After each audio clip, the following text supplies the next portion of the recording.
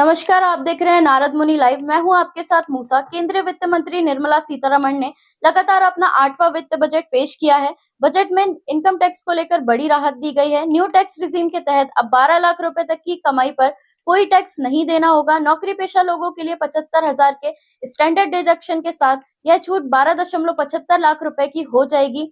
New tax regime के slab में भी बदलाव किया गया है। पुरानी टैक्स रिजीम में कोई बदलाव नहीं किया गया है। हालांकि नई टैक्स रिजीम में 12 लाख रुपए तक की छूट इनकम टैक्स एक्ट की धारा 87A के तहत दी गई है। यानी नई टैक्स रिजीम के तहत 12 लाख तक की सालाना कमाई वालों पर 4 से 8 लाख रुपए पर लगने वाला 5% टैक्स और 8 से 12 लाख रुपए की कमाई पर लगने वाला 10% टैक्स सरकार माफ कर देगी। इससे टैक्स पेयर को 60,000 रुपए का फायदा होगा।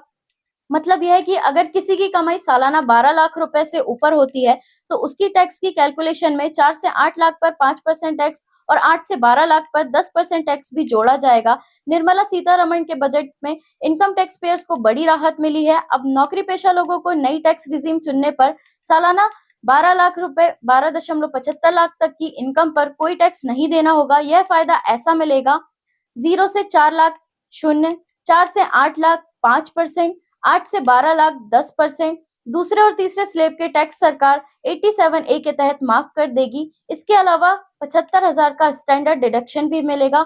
इस तरह नौकरी पेशा लोगों की कुल 12.75 लाख की इनकम टैक्स फ्री हो जाएगी। ध्यान रहे कि यह राहत केवल नौकरी पेशा लोगों के लिए है।